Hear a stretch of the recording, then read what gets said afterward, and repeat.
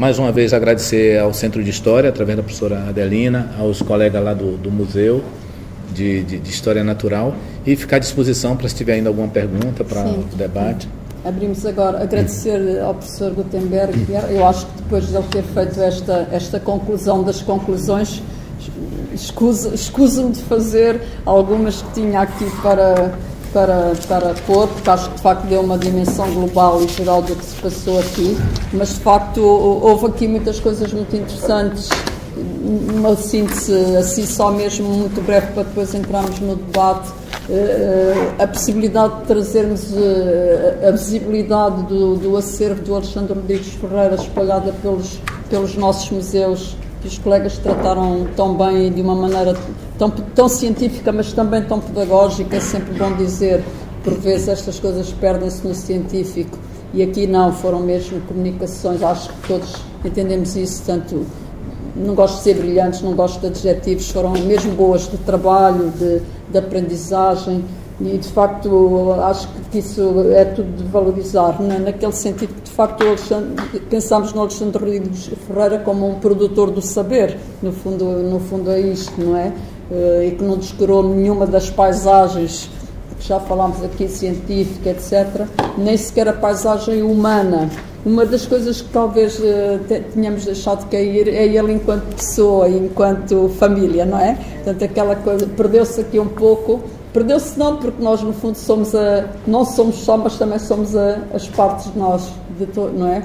Mas ele enquanto pessoa, enquanto homem que refletia sobre os problemas da sua época, as suas angústias, que o professor Gutenberg de alguma maneira também abordou aqui, até nos primeiros trabalhos que ele ainda apresenta aqui à Academia das Ciências, antes de ir aquele famoso trabalho que ele ainda divide a teologia, não é? Quer dizer, é um homem, podemos dizer que é um homem dividido, de facto. Portanto, ele ainda está com um pé agarrado à sua própria, a primeira preparação, porque a primeira preparação dele é escolástica, ele primeiro vai para ter ordens religiosas, só depois é que se torna um homem civil. Portanto, ele é um homem da fratura, portanto, dividido entre uma tradição ainda clerical, religiosa. Portugal era, não é? Não há nenhuma reforma, nem nenhuma revolução que mate o ontem, portanto é sempre um pró-amanhã.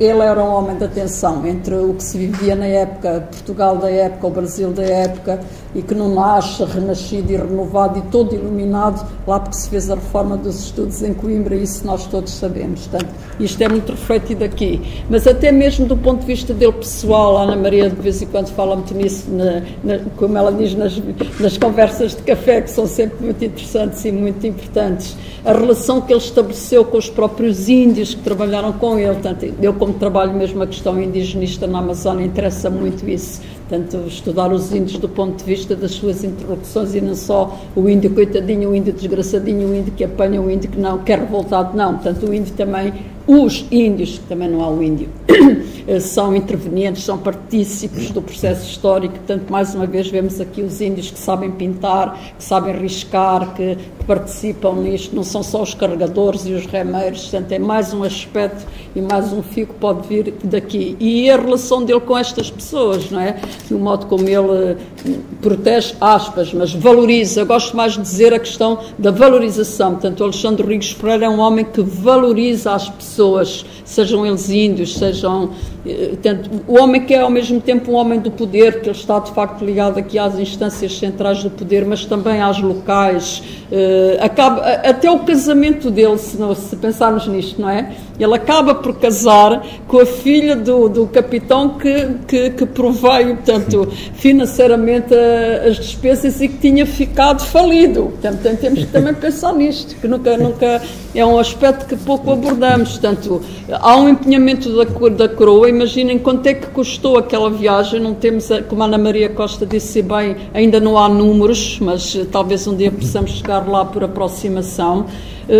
Mas depois há lá dentro, portanto, localmente também há um capitão que se entrega e que gasta todo o seu dinheiro naquela viagem, e ele acaba por casar com a filha. Ela fica sem dote, não é? Isto está escrito. Ele diz, não se preocupe, ela se está sem dote, eu caso com ela. E casou. Portanto, é esta mesma mulher que ele depois traz para Lisboa. É uma coisa muito interessante. E é esta mulher que, sendo viúva, cede a coleção, não é? Ao contrário do que fez o Linneu, a viúva do Linneu, que a vendeu. Portanto, tudo isto são questões que, apesar de tudo, têm assim uma espécie de uma accent do ser português, não é? Quer dizer, somos científicos, mas há certas características que, no fundo, subjazem. São questões assim eu gosto sempre de trazer a pessoa para dentro o homem na história, né? De facto, o Alexandre Rodrigues Ferreira é um homem histórico, sem dúvida nenhuma, né? Enfim, podíamos estar aqui a tratar destas visões holísticas todas do Alexandre, não há dúvida nenhuma que, de facto, ele é uma marca, digamos assim, do Estado português, do que foi o Império Português, do que foi o fim do Império. Não há dúvida que acertámos aqui assim em cheio nas nossas várias preocupações e inquietações numa figura que pode ser, digamos assim, do dia inaugural, para citar uma pessoa que normalmente é muito citado nestas coisas. Esperamos que seja. E abrimos ao debate. Se houver alguma questão que queiram pôr, façam favor. Professor Miguel Faria. Eu queria complementar a senhora professora Adelina esta iniciativa, mais esta iniciativa. E o nosso colega brasileiro, que eu falhei aí na casa da INSO, não podia vencer. Pois foi. Já viu mais do que eu, que estou aqui há alguns anos a estudar isto. E tenho muita pena não ter, de facto, ela Adelina. Espero que em breve possa. Agora eu queria só fazer um breve comentário relativamente a tudo que foi dito. Eu acho que ainda há uma utilizando uma imagem autohumorística, falta meter aqui neste processo tudo o que se relaciona com o Alexandre Rodrigues Ferreira. E não sei se isso foi falado antes, havia um projeto do Vandel que se chamava História Natural das Colónias. E o Alexandre Rodrigues Ferreira estava responsável pelo volume da História Natural do Pará.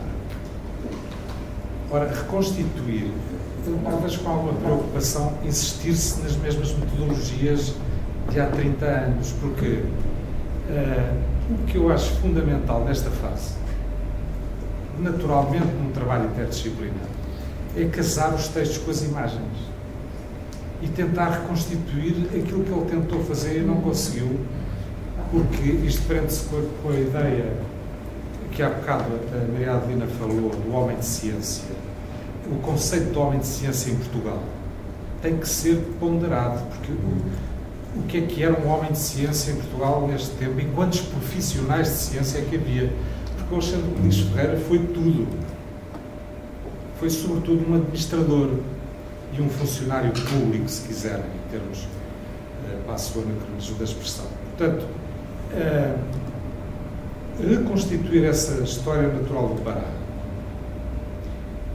deixando de lado a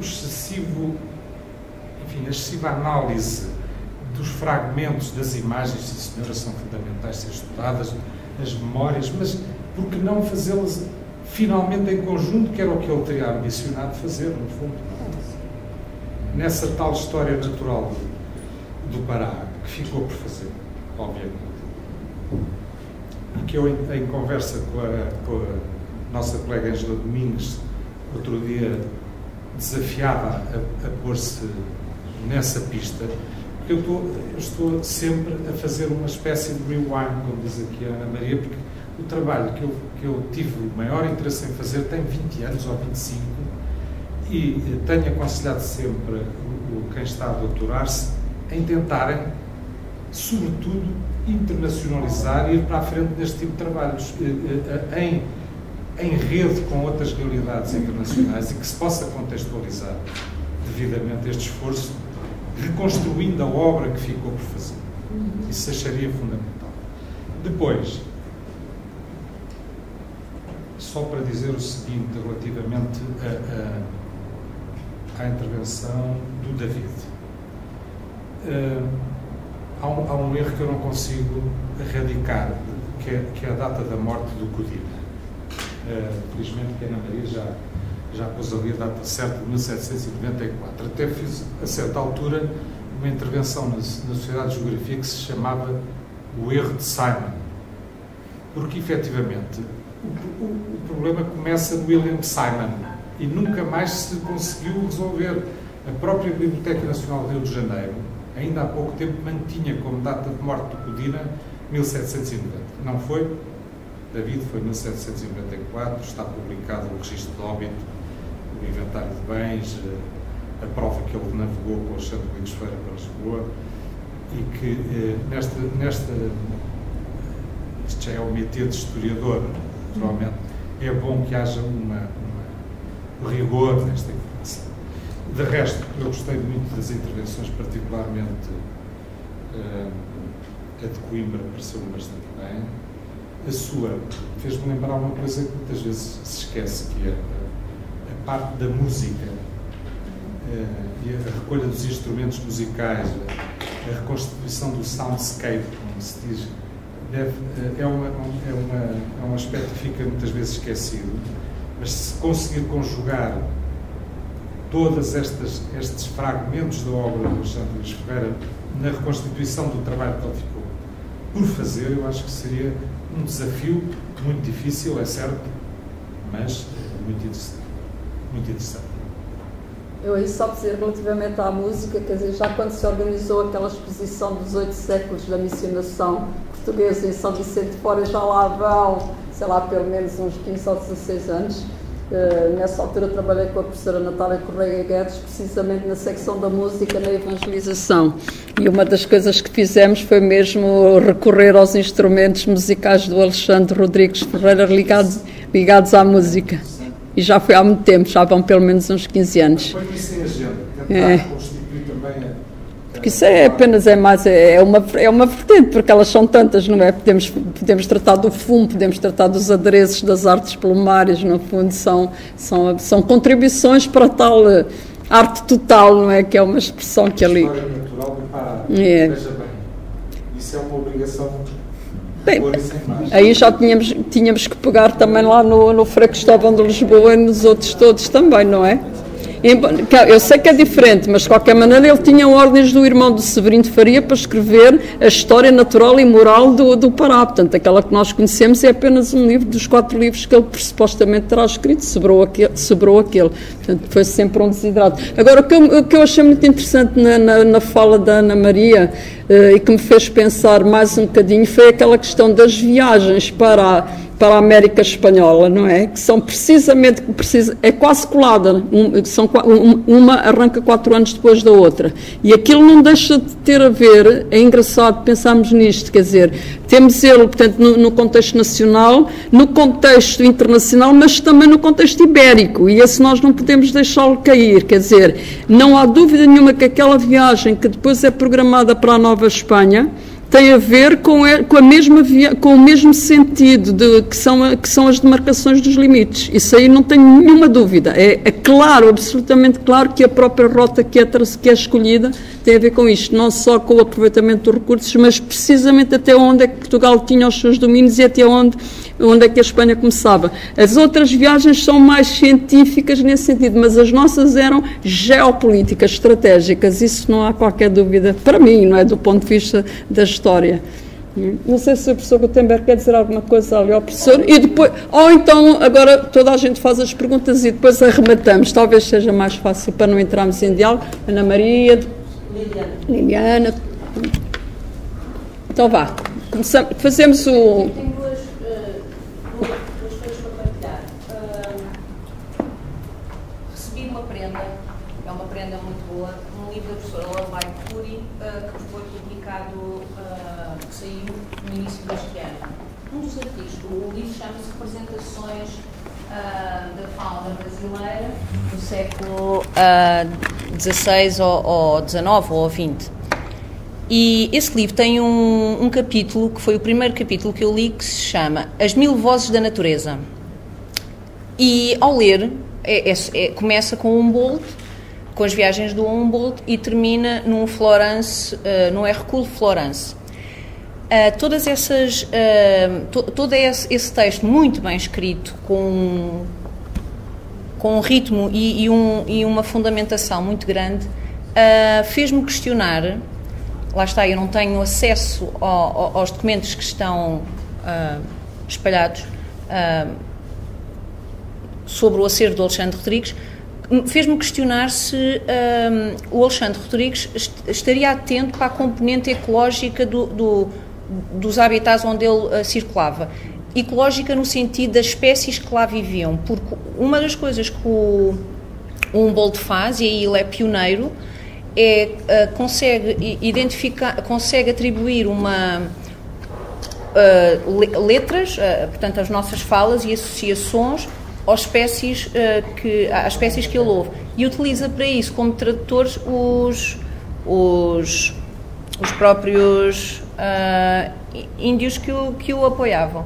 Isso é uma das sugestões que eu gostava de fazer, era nós incluirmos o som, era as Natural Soundscapes, que o professor estava a falar, que não foi combinado, e acho que era um aspecto que devíamos pensar, se este projeto que o professor Gutenberg ainda agora estava a falar, incluirmos o som, não só o que os instrumentos nos falam, mas o que as espécimes que lá estavam falavam na altura, que estavam a ser observadas, coletadas e tudo mais. Era isso. E um ponto, o David Felizmino falou na comunicação sobre a possibilidade de haverem mais desenhos da viagem do Alexandre Rodrigues Ferreira. E o exemplo que apresentou, não pondo essa possibilidade de parte, o elemento que apresentou corresponde somente às viagens de Moçambique, que o Manuel Galvão da Silva, o seu mapa, professor Gutenberg, falta ali a ligação ao Rio de Janeiro, porque o Manuel Galvão da Silva foi o único brasileiro, naturalista brasileiro, que teve autorização da CROA para ir visitar a família. Não sei se fez alguma entrega especial, mas teve autorização da família, teve autorização da CROA para ir ao Rio de Janeiro. E nesse espaço que lá ficou, há vários desenhos, os desenhos que estão nessa pasta que diz desenhos de Moçambique. Os desenhos de aves estão muito bem identificados como pertencentes a Moçambique, e até o inventário do Alexandre Rodrigues Ferreira, de 1794, diz mesmo os espécimes que são associados e, portanto, o número total de desenhos corresponde à expedição. E não excluindo a possibilidade de haver mais desenhos que se descubram, que sejam do Alexandre Rodrigues Ferreira, aquele que o David mostrou não corresponde de todo, porque são esse e os outros exemplares e os outros desenhos a seguir, que eu estudei muito bem, aprofundadamente, correspondem a espécimes brasileiros, que foram desenhados no Brasil, a quando da sua passagem do Manuel Galvão da Silva, que foi o naturalista que fez a viagem em Moçambique, que fez o percurso, partiu também em 1783, mas fez o percurso ao Brasil, foi a Goa, onde representou os desenhos retratos de figuras asiáticas, e depois então ele vai a Moçambique, onde não há nenhum desenho de moçambicanos. Pronto, era só estas duas notas. Bom, eu ia dizer outra coisa, mas esta intervenção fez-me dizer outra, porque o Manuel Galvão da Silva passa pelo Brasil e uma das funções que lhe é atribuída pela CROA é ir ver o sítio onde foi encontrado o tal famoso bloco de cobre. Exatamente. Portanto, pode haver aí uma retribuição. Ele queixa-se muito da viagem e os escritos dele sobre a pesquisa do sítio onde foi encontrado o bloco de cobre é só lamentações, e choveu muito e não conseguiram, escorregavam e caíam e não sei. Pronto. E pode ter havido aí enfim, um pagamento, uma retribuição. Ok, estou a perceber. Não sei, admiti agora, quando me disse isto, admiti essa hipótese. Porque ele foi lá e é muito curioso ser a pessoa que vai para Moçambique e para a Índia, que vai lá. Portanto, há de haver ali O Alexandre Rodrigues pediu permissão, desculpe interrompê-la. Faz mal. O Alexandre Rodrigues pediu permissão para ir ver a família, desde que veio para Portugal, portanto, aos 14 anos, agora não me lembro, estava lá no PowerPoint. Ele nunca teve a autorização da CROA para ir ver a família, portanto, ele morre sem ver os pais. O Manuel Galvão da Silva teve essa possibilidade. Pois, não sei se houve aí uma retribuição, uma paga, enfim. Isso é uma história também interessante, que eu acho que que se pode aprofundar entre Portugal e o Brasil é a história do Bloco de Cobre, porque ele é um bocadinho precursor das viagens. Ele veio para cá em 1792, as viagens, em 82, eles começam em 83, e, portanto, havia aquela mito de saber se havia ali uma mina, como se dizia, de cobre. Mas o que eu ia dizer é que falou o professor, que eu desculpo, não reteve o nome, falou na necessidade ou na possibilidade, o interesse de relacionar textos com imagens, e eu estava a pensar em relacionar textos com imagens e com objetos. Porque o Davi referiu, na coleção de minerais do Museu de História Natural, que foi das mais sacrificadas pelo incêndio, mas dos 5.000 exemplares que se conseguiram salvar, dos 25.000 que deviam existir anteriormente, porque também perdemos catálogos e inventários, salvar em condições museológicas, com referências, proveniências. O problema das coleções de museu é que até à data do incêndio, nós depois do incêndio evitámos isso, todos os materiais, todos os objetos foram sucessivamente, ao longo de 100 e tal anos, ou quase 200 anos, reciclados em termos de reorganização. Ou seja, de acordo com as sistemáticas vigentes, os paradigmas da época, os temas de interesse, os mesmos exemplares eram organizados de maneira diferente. Pronto, e portanto, há alguns que se perdeu o rastro, embora eu deva fazer a justiça que sempre houve naquela casa, naquele departamento, a preocupação de guardar tudo quanto eram etiquetas antigas, e portanto há exemplares que têm 2, 3 etiquetas, e portanto se cruzarmos eventualmente, e até com os desenhos, porque os desenhos do Alexandre Rodrigues... Estavam no cofre, disse o professor Almassa. Não, mas isso são as coisas da zoologia e algumas coisas. No nosso caso não, estou a falar da mineralogia, mas isto para dizer que, por exemplo, nos desenhos do Alexandre Rodrigues Ferreira também há muitos desenhos de lavras. Portanto, como estava a explorar, inclusivamente o Davi mostrou um dos desenhos, é de uma lavra, que é muito interessante porque percebe os métodos de trabalho. Portanto, talvez haja por aí várias vias que nos permitam olhar para a base de dados, está toda digitalizada em formato digital, e tentar perceber se há alguma ligação, mas também é preciso virar o objeto e ver qual é a etiqueta antiga que está lá por trás, nos casos em que isso é possível. Mas eu acho que isso é uma tentativa que tem que ser feita. E a partir daqui eu estou bastante entusiasmada com essa perspectiva. A outra coisa que eu queria dizer, já que estamos em modo de reparação histórica, que eu também acho que tem que ser feita, até tem que ser feita em relação ao Alexandre Rodrigues Ferreira e em relação ao Museu de História Natural, acho que é a história antiga do Museu de História Natural. E já que estamos aqui perante o Dom Pedro V, eu gostaria de dizer, e sim, que estamos aqui perante Dom Pedro V, eu gostaria de dizer que há uma tradição oral que eu aprendi enquanto aluna na faculdade, que aprendi enquanto funcionária da faculdade, trabalhadora da faculdade, investigadora da faculdade, que aprendi que era o museu é o herdeiro das coleções do Museu Real da Ajuda. E quando nós vamos ver os decretos e os documentos antigos, o museu não é o herdeiro das coleções. O museu é o Museu Real da Ajuda, que foi transferido em 1836 pela Dona Maria, com todos os seus haveres e pertenças para a Academia. A Academia não conseguiu, e há textos da Academia, há um relatório assinado pelo Tino Coelho, como secretário-geral da Academia das Ciências, a dizer que a Academia não tem condições. As salas tiveram 2 anos fechadas, os exemplares eram os lentes da Escola Politécnica que iam lá tratar dos acervos. E a Escola Politécnica, depois do incêndio de 1843, ficou com espaços amplos adequados a receber as coleções e a expô-las, que a preocupação de mostrar a sistemática, a preocupação do século XIX. E, portanto, o que eu queria dizer com isto é que, assim, é que quer o decreto da Dona Maria, em 1886, quer o decreto de Dom Pedro V, sobretudo o decreto de Dom Pedro V, de 1858, diz claramente que o Museu de História Natural, que foi transferido das Casas da Ajuda para a Academia das Ciências, passa agora para a guarda da Escola Politécnica, com todos os seus haveres, pertenças, e por isso é que nós temos lá toda a documentação, mesmo do século XVIII, e por isso é que nós temos lá ainda mobiliário, e tínhamos mais, antes do incêndio, tínhamos 2 mesas fantásticas que ficaram gravadas na minha memória, absolutamente extraordinárias, no Departamento de Geologia, e foi também transferido pessoal.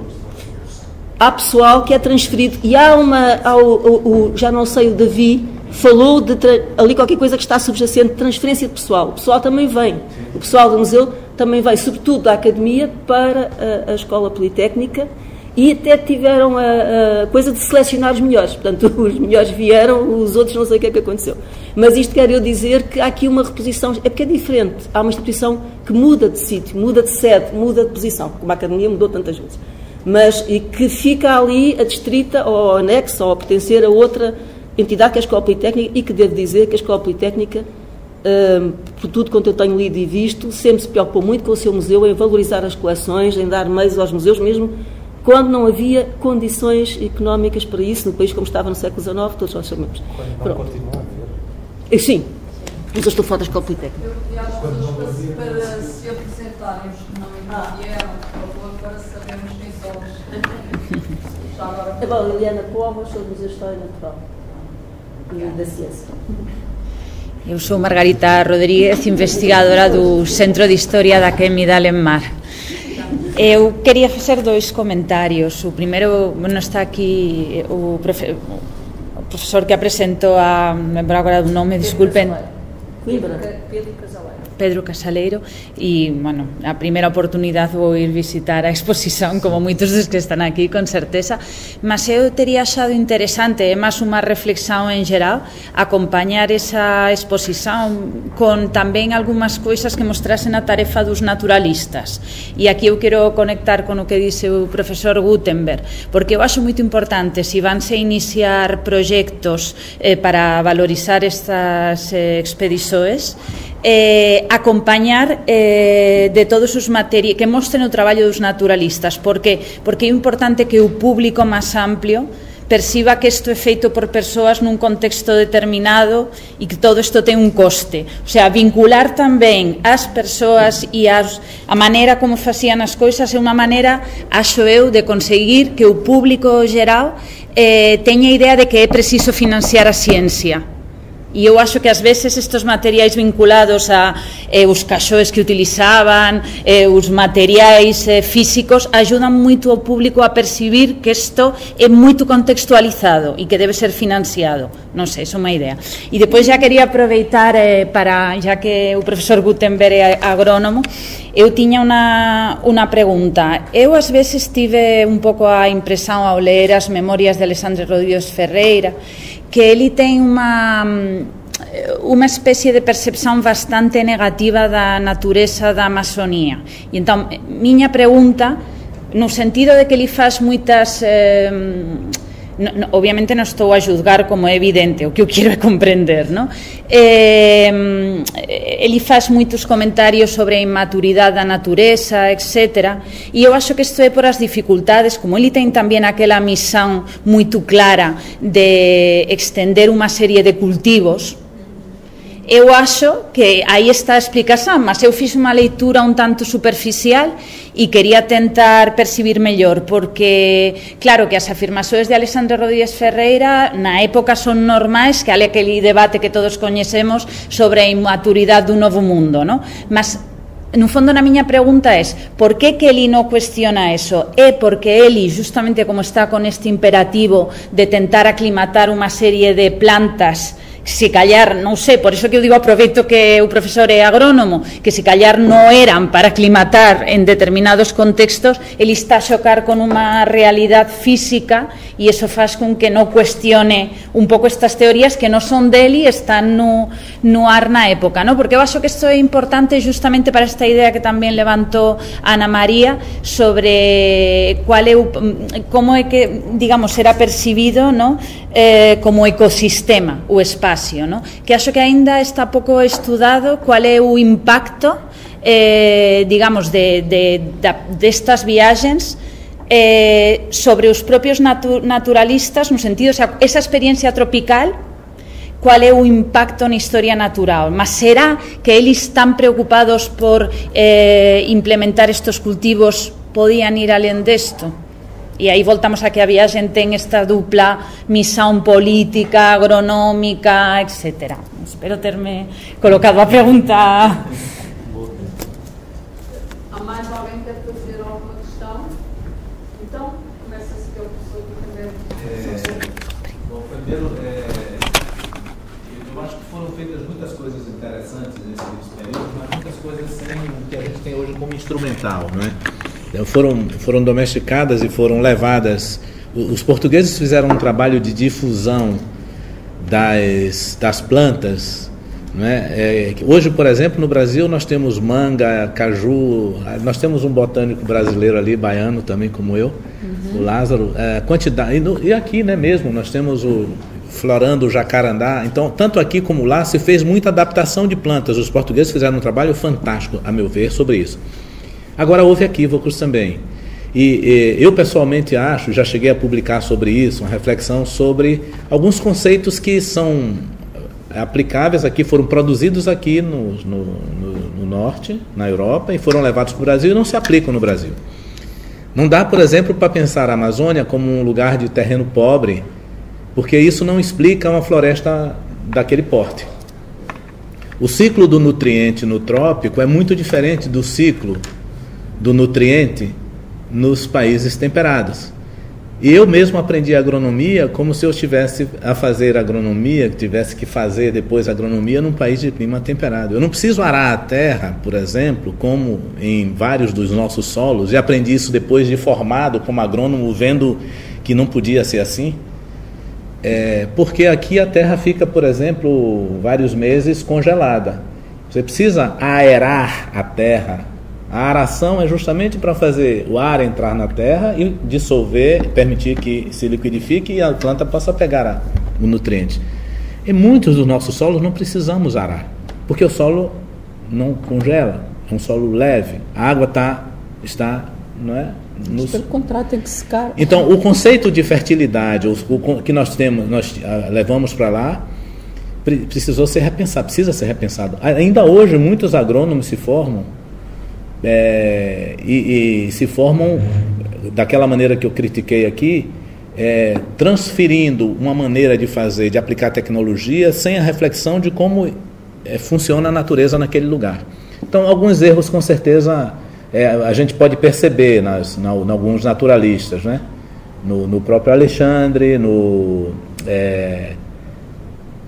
o padre João Daniel também, quer dizer, porque havia uma ânsia de fazer agricultura de uma maneira expandida, não é?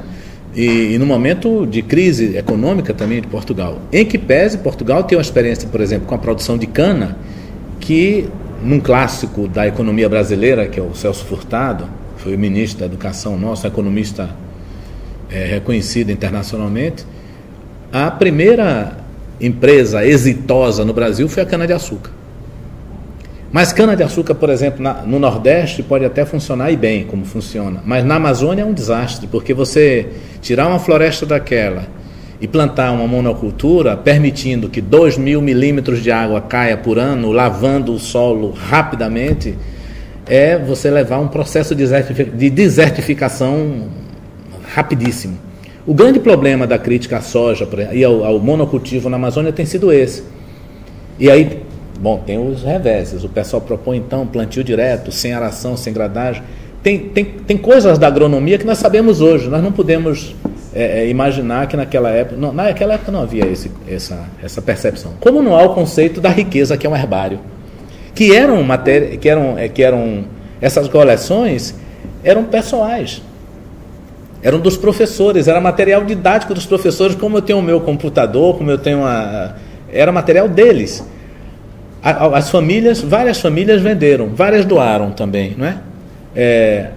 Eu acho que aqui no caso nosso, do Alexandre, houve uma compreensão do Estado português já dessa riqueza, e é o Estado quem faz uma ação de buscar esse material, né? O que eu acho que está correto, quer dizer, e hoje eu pessoalmente acho que tem que se rever essa história do valor genético que se tem, inclusive de plantas extintas que se tem nesses herbários. É material genético que é patrimônio da humanidade, né? Hoje não é mais de um país ou de outro, né? Nós temos hoje no Brasil um centro de recursos genéticos da Embrapa, em Brasília, que é um centro riquíssimo em termos de DNA coletado das nossas plantas. Mas ainda assim estamos atrasados em fazer coleta das áreas onde estão se implantando rapidamente o monocultivo de produtos para exportação, a soja, o milho, principalmente cereais. E nós não temos botânicos fazendo coleta sobre isso.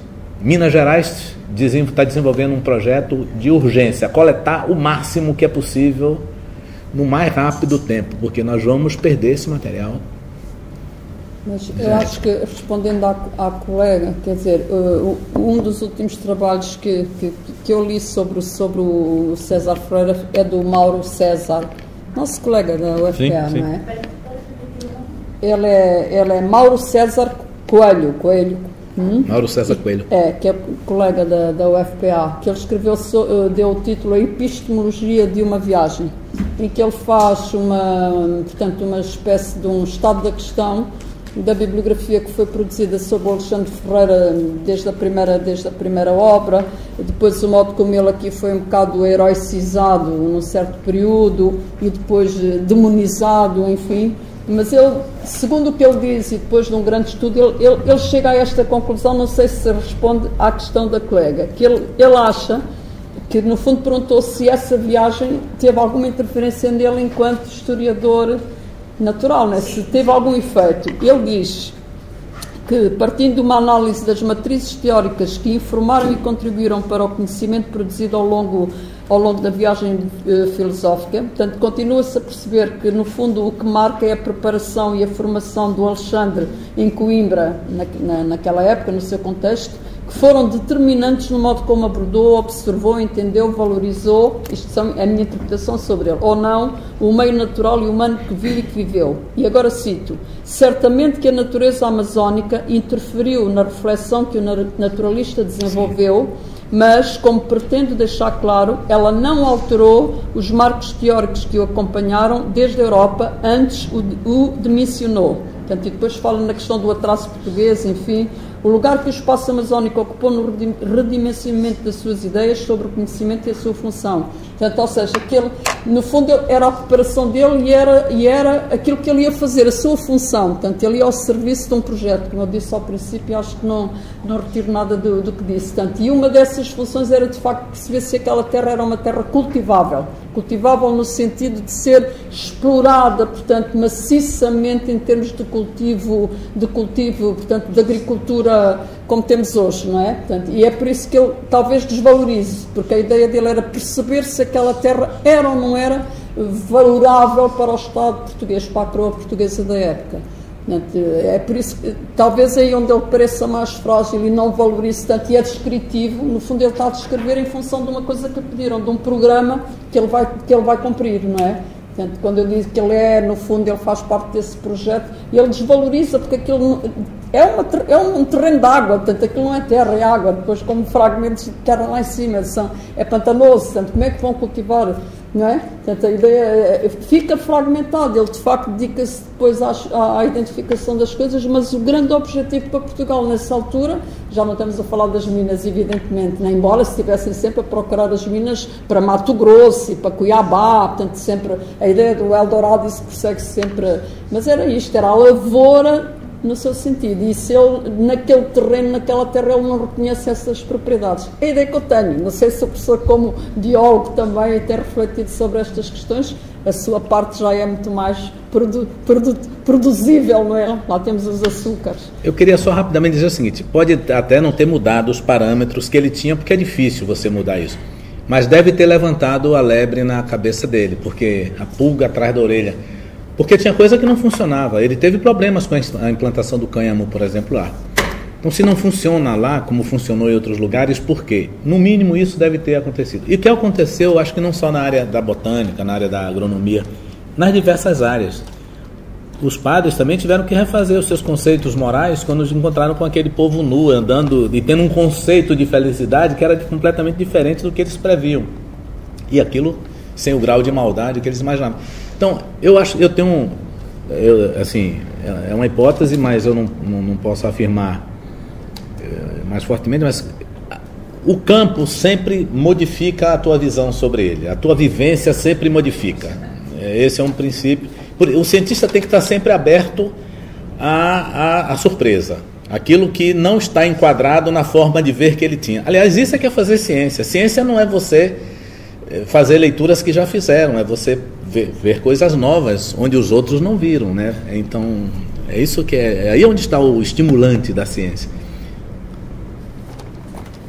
Bom, poderíamos continuar com Alexandre Ferreira, com tudo o que ficou por dizer dele na vida política e também aqui como administrador das reais quintas e jardins, mas ficará para uma oportunidade. Se não houver mais questões, vamos encerrar por aqui. Tem? Não, preciso comentário? fazer um comentário. Sim, claro, claro. Porque eu me pergunto se alguno dos indígenas com os quais ele falava, e que já eram os em espanhol decimos os lenguas, que já se Sim, nós também.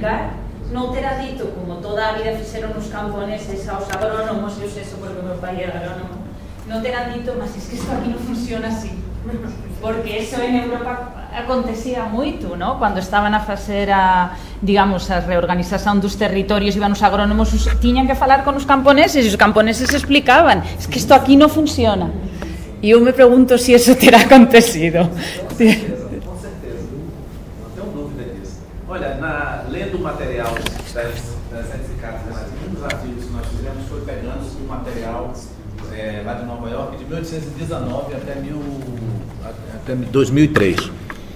E fomos olhando as mudanças de linguagem. Uma das coisas que começaram escrevendo em latim, até chegar, hoje se escreve nas línguas, né, vernáculas, na língua de cada país praticamente. Mas em latim você vai encontrar termos traduzidos para o latim que são termos utilizados pelas pessoas no local.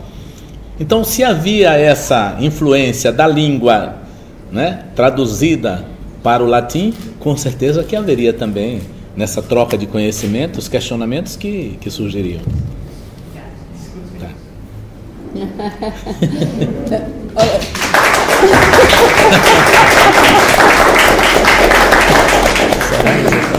Toda a gente tem os certificados de participação. Ana Maria Costa não, porque chegou depois. Nós entregámos ao princípio, fizemos ao contrário para não falhar nada. Agradecemos de novo a participação e esperamos voltar a encontrar-nos, nem que seja a subir os rios, né? O Amazonas, o Rio Branco, o Rio Negro.